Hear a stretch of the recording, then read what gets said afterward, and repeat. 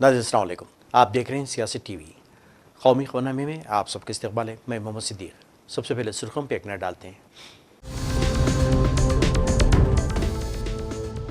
Quad का साथ मिलकर आगे बढ़ना इंसानियत के लिए अहम है।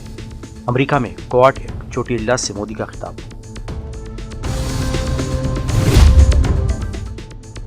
अरविंद केजरीवाल की मोदी हुकूमत पर कड़ी तनकीद। आरएसएस की खामोशी पर भी उठाए सवाल। मोदी पर लगाया जेल भेजने की साजिश का इल्ज़ाम।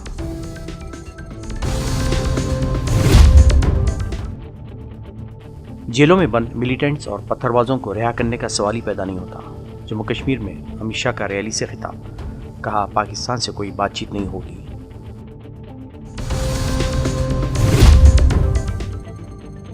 जम्मू के आरिसपुरा सेक्टर में दरअंदाजी की कोशिश नाकाम। कछवाड़ा में खौफनाक इनकाउंटर। फौज की बड़े पैमाने पर तलाशी मुहिम। असला और गोला बारूद बरामद। नहीं थी सुर्खियां, अब खबरों की तफसील पेश है। वज़ीर-ए-आज़म नरेंद्र मोदी ने कशीदगी और तनाज़ात से घिरी दुनिया के लिए ऑस्ट्रेलिया, हिंदुस्तान, जापान और अमेरिका के 4 फ़रीक़ी इत्तेहाद का मुश्तरका जमहूरी इक़दार की बुनियाद पर साथ मिलकर चलना इंसानियत के लिए इंतहाई अहम करार दिया है। वज़ीर-ए-आज़म मोदी ने जापान के वज़ीर-ए-आज़म फोमियो किशिदा और ऑस्ट्रेलिया के वज़ीर-ए-आज़म एंथोनी अल्बानीज़ के हमरा अमरीकी सर जोसेफ और बाइडेन की मेज़बानी में मुनक़िदा 6ठी क्वाड कॉन्फ्रेंस में शिरकत की। मोदी ने कहा, हम किसी के ख़िलाफ़ नहीं हैं। हम सब क़वानीन पर मबनी बैनुल-अक़वामी नज़्म, खुदमुख्तारी और इलाक़ाई सालमियत के एहतराम और तमाम मसाइल के पुरअमन हल की हिमायत करते हैं। एक आज़ाद, खुले, जामे और खुशहाल हिंद पैसिफिक ख़ित्ता हमारी मुश्तरका तरजीह और मुश्तरका अज़्म है। इन्होंने कहा कि हमने साथ मिलकर सेहत की हिफाजत, अहम और उभरती हुई टेक्नोलॉजीज़, मौसमियाती तब्दीली और सलाहियत साजी जैसे शोबों में बहुत से मुस्बित और जामे इक़दामात शुरू किए हैं। हमारा पैगाम वाज़ेह है, क्वाड हमेशा ताउन, शिराकत और मकासद की तकमील के लिए तैयार रहेगा। मोदी ने रुकन ममालिक के कायदीन को मदऊ करते हुए कहा कि क्वाड लीडरों की चोटी कॉन्फ्रेंस 2025 में हिंदुस्तान में होगी। प्रधानमंत्री किशिदा और प्रधानमंत्री अल्बनीज़ी, मेरे तीसरे कार्यकाल के शुरुआत में ही आज क्वाड समिट में मित्रों के साथ भाग लेते हुए मुझे बहुत खुशी हो रही है। क्वाड की 20वीं वर्षगांठ को मनाने के लिए राष्ट्रपति बाइडेन ने अपने शहर विल्मिंगटन से बेहतर जगह नहीं हो सकती।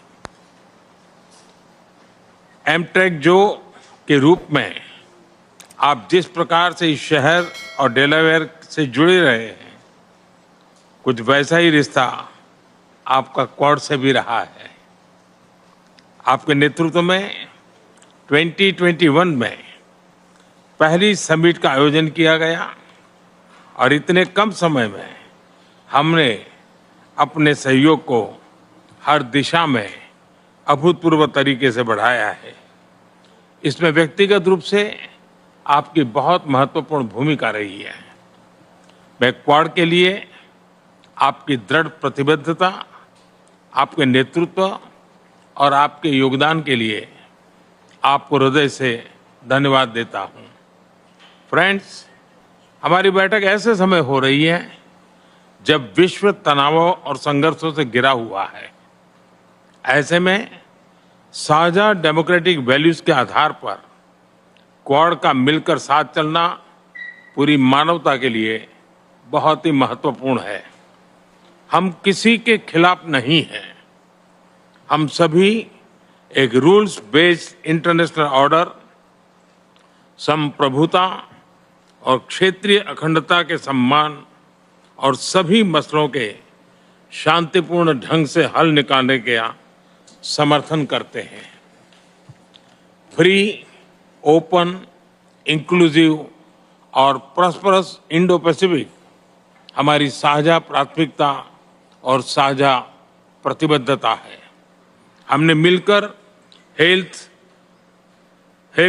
Security, critical and emerging technologies, climate change, capacity building जैसे क्षेत्रों में कई सकारात्मक और समावेशी इनिशिएटिव लिए हैं।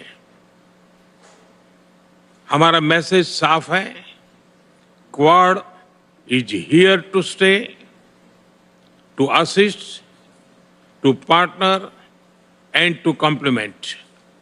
मैं एक बार फिर राष्ट्रपति बाइडेन और सभी साथियों का अभिवादन करता हूं।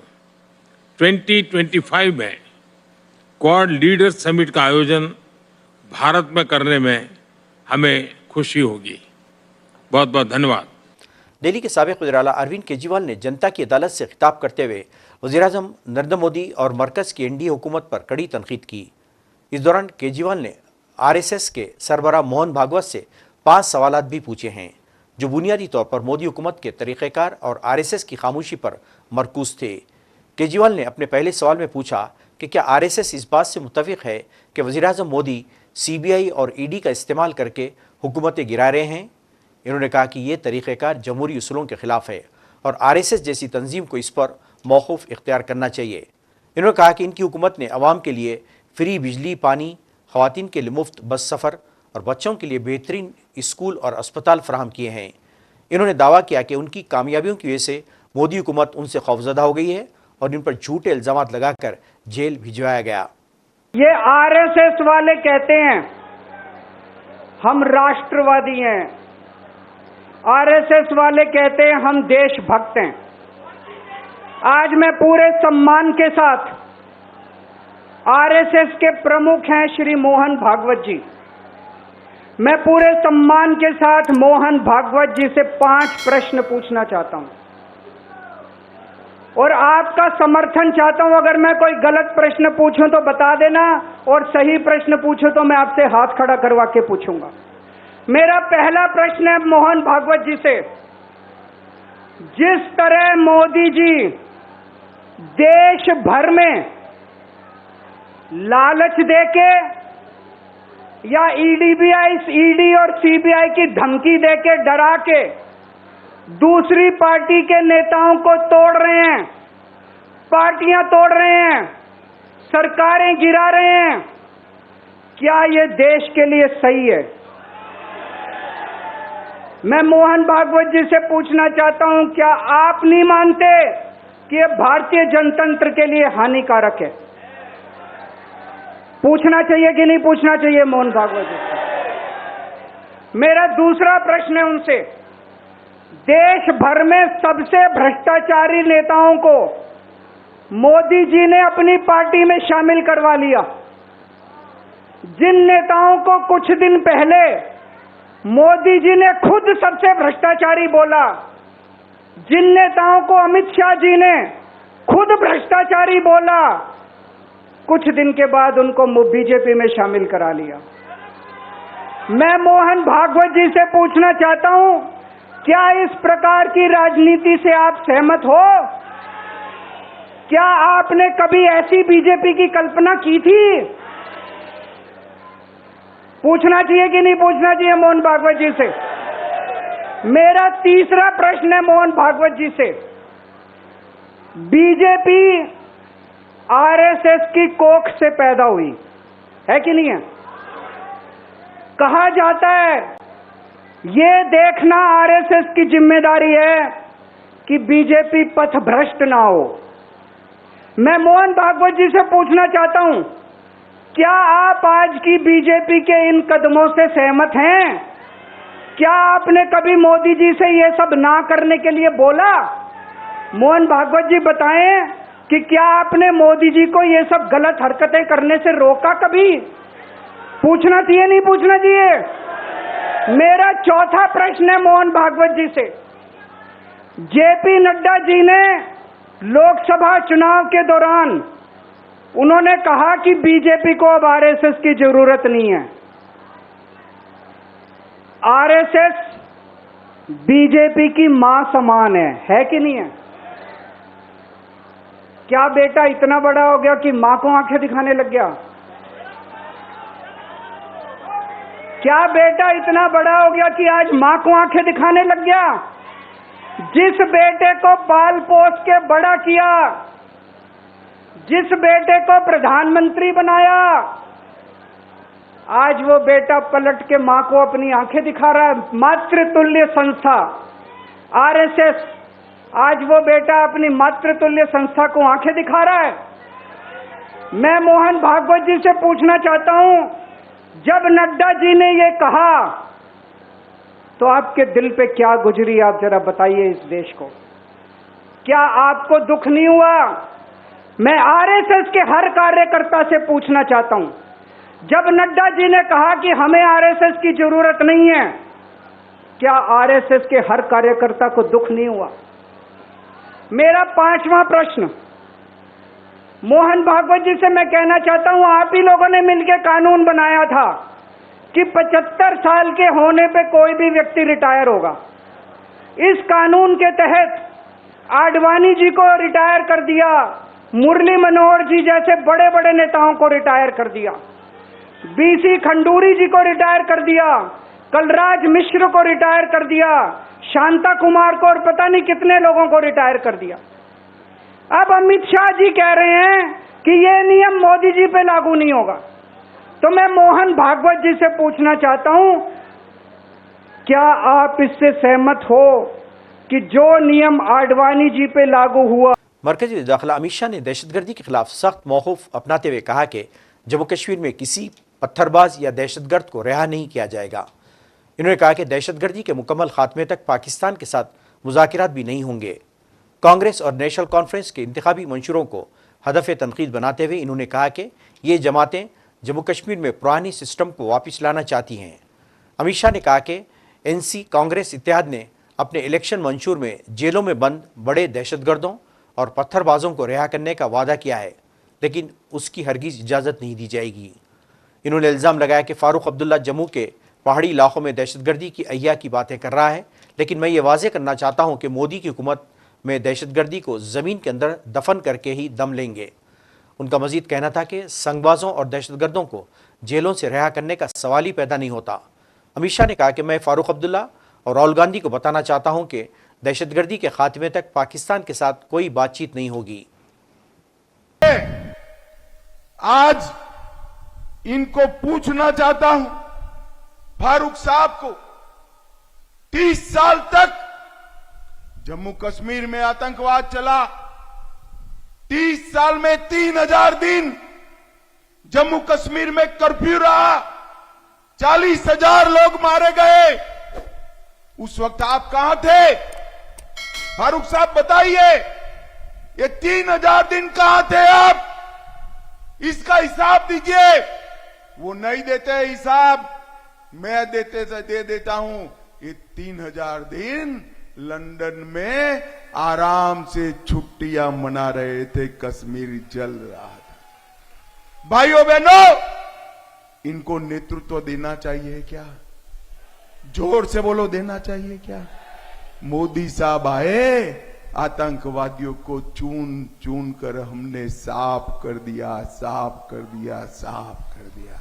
और भाइयों बहनों, यहां से मैं आप सभी को कहकर जाता हूं, हमारे पास भविष्य के विकास का एजेंडा भी है। हमने 10 साल के अंदर कर दिखा है। मुझे बताओ नौसेना वालों, आपके पास 5 लाख रुपए का कार्ड है, गोल्डन कार्ड है ना?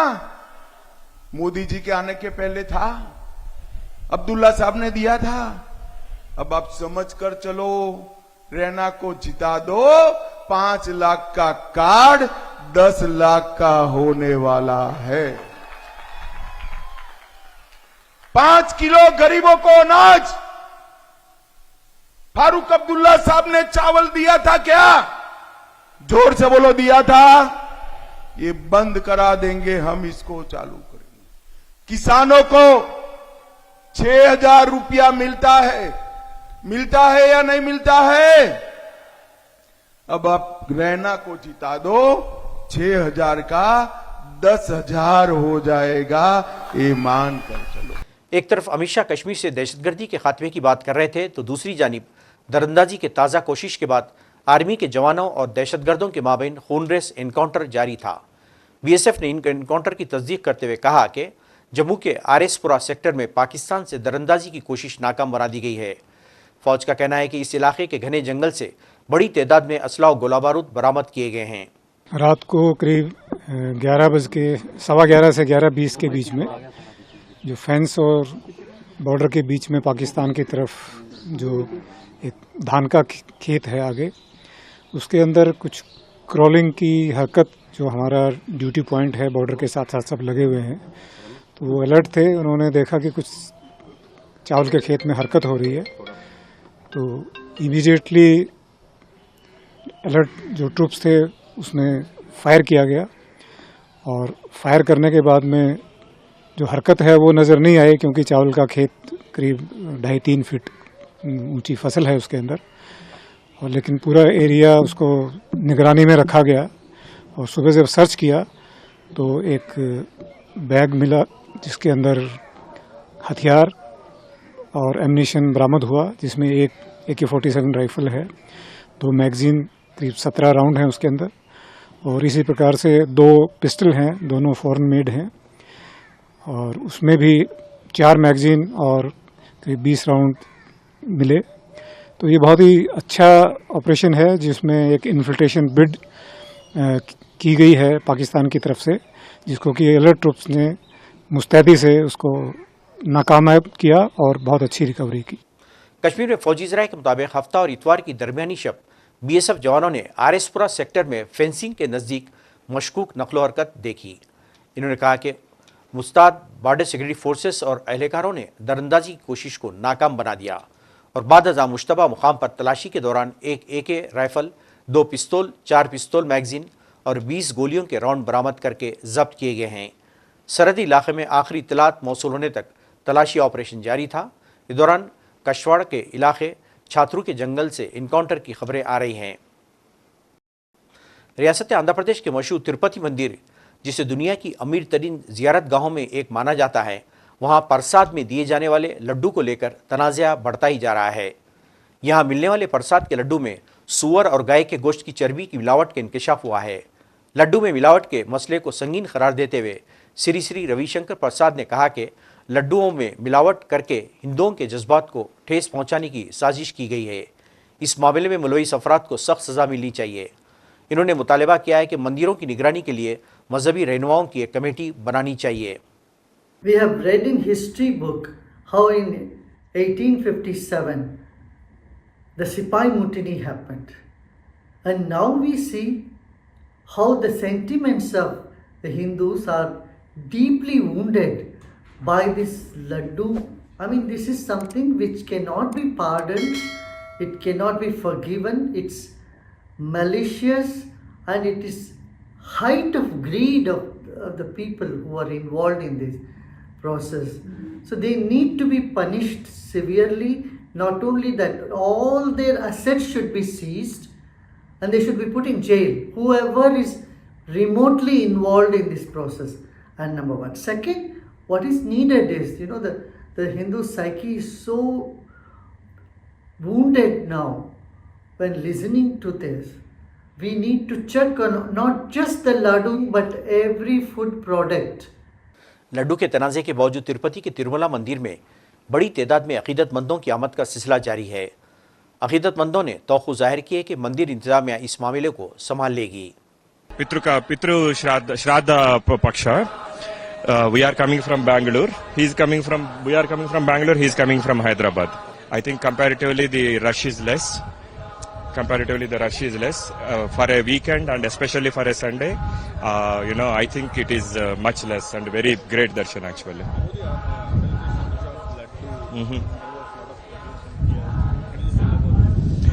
Yeah, if at all that adulteration issue is true, then that is really sad. But at least the current government should take control of that and should take the situation under control and ensure that all the feelings and the experiences of pilgrims about Lord Venkateshwara should be taken care, and should eradicate all these issues. It was a great experience we have here, and the climate was also very good.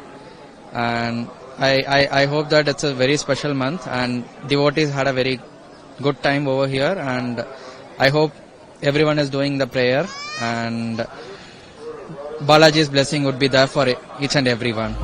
Bengaluru के एक इलाके को पाकिस्तान कहने वाले Karnataka high court के जज justice V. सीरीसरन ने अपने तबसरे पर अफसोस का इजहार किया है।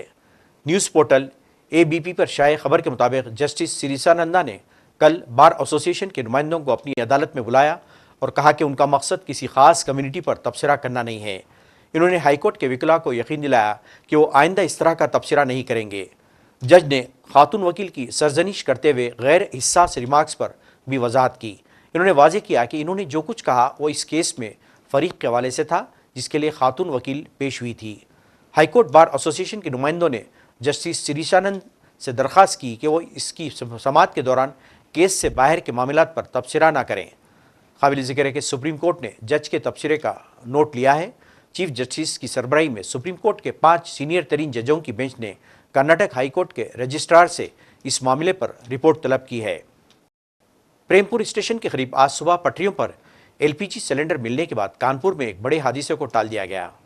हुक्काम का इल्जाम है कि रेल को हादसे से दो चार करने के लिए चंद नामालूम शरपसंदों ने रेल की पटरी पर 5 लीटर का गैस सिलेंडर रख दिया था।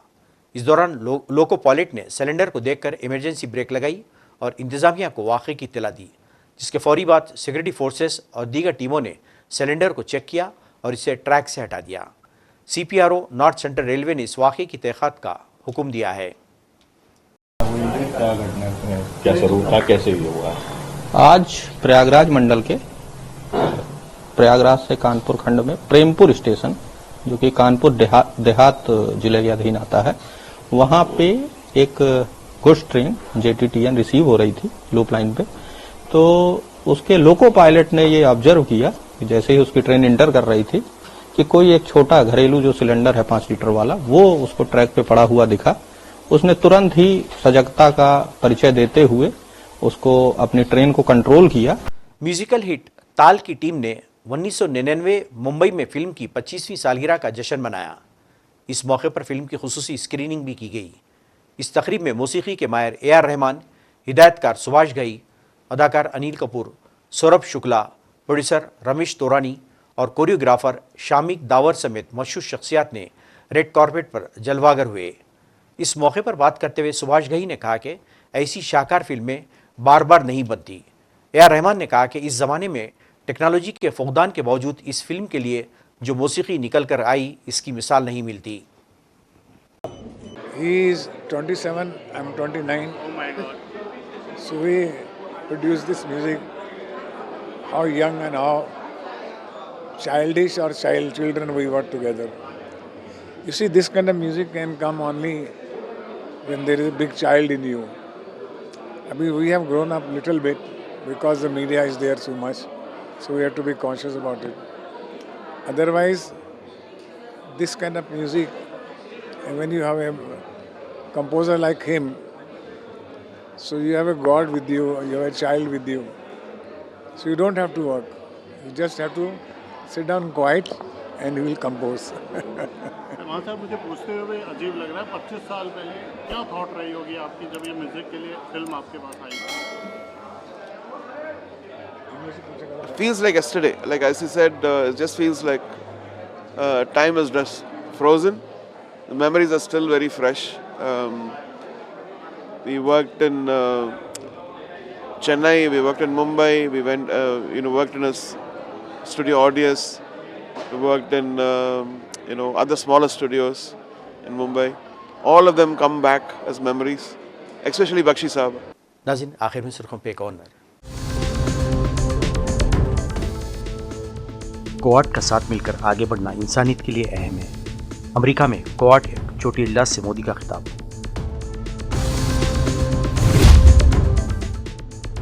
अरविंद केजरीवाल की मोदी हुकूमत पर कड़ी तनकीद। RSS की खामोशी पर भी उठाए सवाल।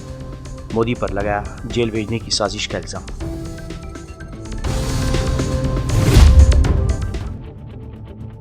जेलों में बंद मिलिटेंट्स और पत्थरबाजों को रिहा करने का सवाल ही पैदा नहीं होता। जम्मू कश्मीर में अमित शाह का रैली से खिताब। कहा, पाकिस्तान से कोई बातचीत नहीं होगी।